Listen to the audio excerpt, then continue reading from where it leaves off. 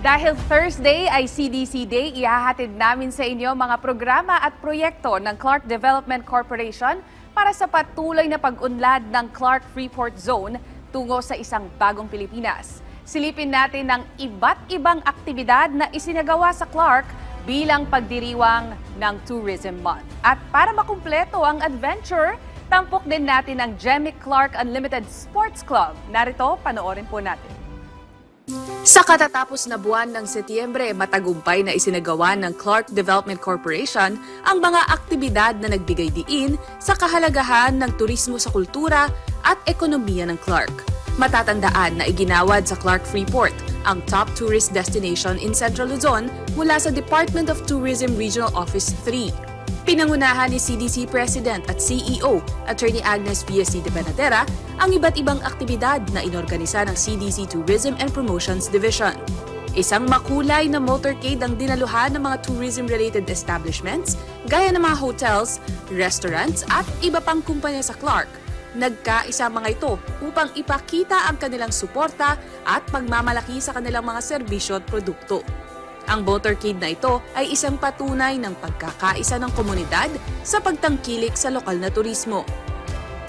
Muling pinasalamatan ni Attorney de Benadera ang mga locators para sa kanilang patuloy na suporta sa mga programa ng CDC.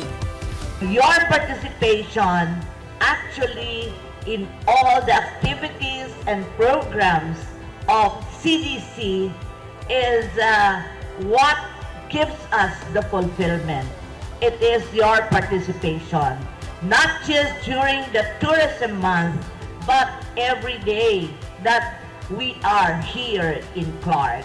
And at this point in time, I would also like to reiterate the gratitude of Clark Development Corporation for your support to our MICECON in July.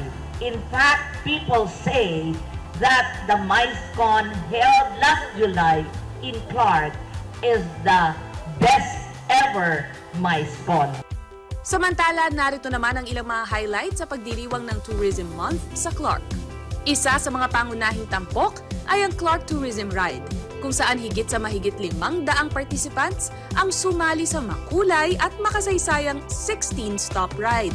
Ang bawat hintuan ay nagbigay ng pagkakataon sa mga kalahok na tuklasin ang mga kilalang destinasyon at atraksyon ng Clark na nagpakita ng yaman ng kultura at kasaysayan ng lugar.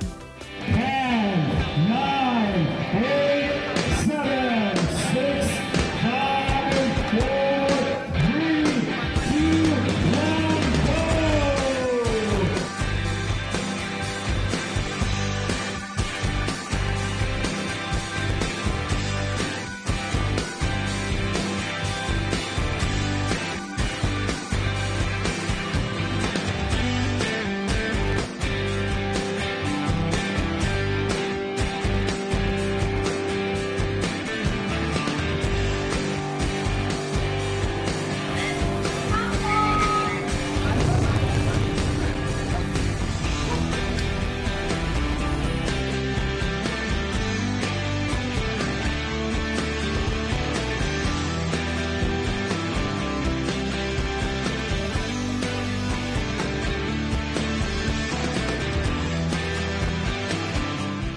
Clark is now the #1 tourist destination in Central Luzon, and we are very proud of that.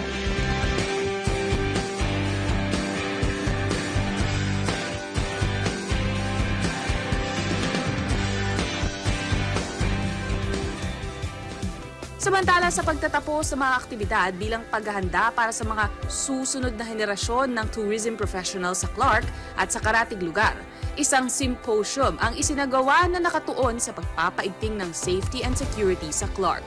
Dinaluhan ito ng 39 na hospitality students mula sa Hoxon College at Mabalacat City College.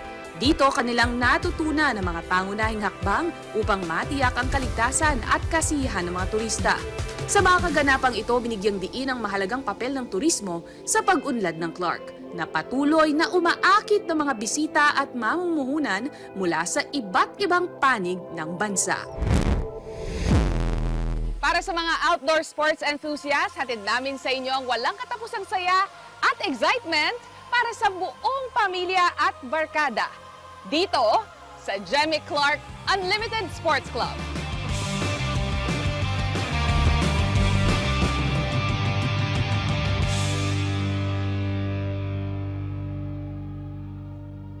Ang Jemmy Clark Unlimited Sports Club ay isa sa mga pangunahing destinasyon sa Clark, lalo na para sa mga thrill at adventure seekers. Nag-o-offer ito ng mga iba't ibang sports activities na siguradong ma-e-enjoy ng lahat. Sa mga gustong subukan ang kanilang shooting skills, ang Jemmy Clark ay may marksmanship training sa kanilang firing range. Kasama ang mga eksperto, ligtas at kontrolado ang bawat training session. Kaya kung gusto ninyong subukan ang kakaibang thrill ng shooting, tiyak na dito mo matutunghayan ang aksyon. Kasama rin sa mga ino-offer nila ang archery, para naman ito sa mga nais ng mas tahimik pero focus na activity. Itinuturo rin dito ang tamang forma at diskarte sa pagpapana.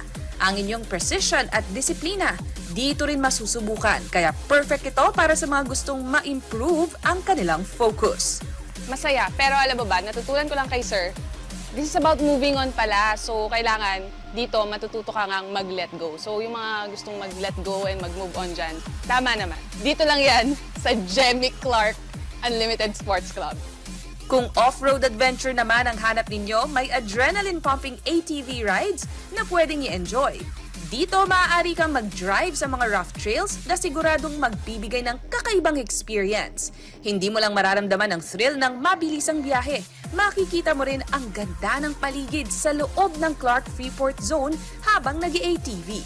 Hindi rin naman papahuli ang mga bata dahil mayroon din silang karting activity na perfect para sa kanila. Siguradong safe and fun para sa mga little racers natin. Kaya pati mga chikiting may chance maramdaman ang saya ng karting.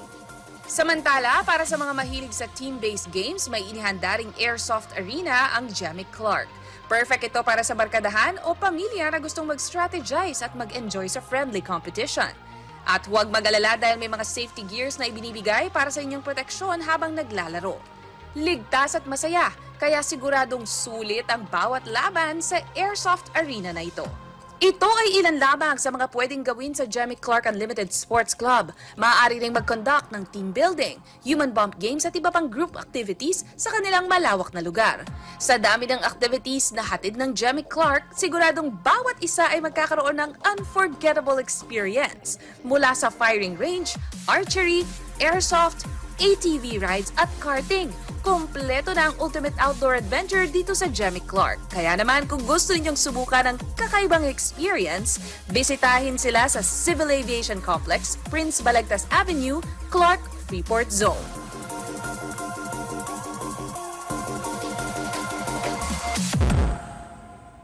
Abangan ang iba pang mga update at mga pinagmamalaki ng Clark sa susunod na edisyon ng CDC sa Bagong Pilipinas.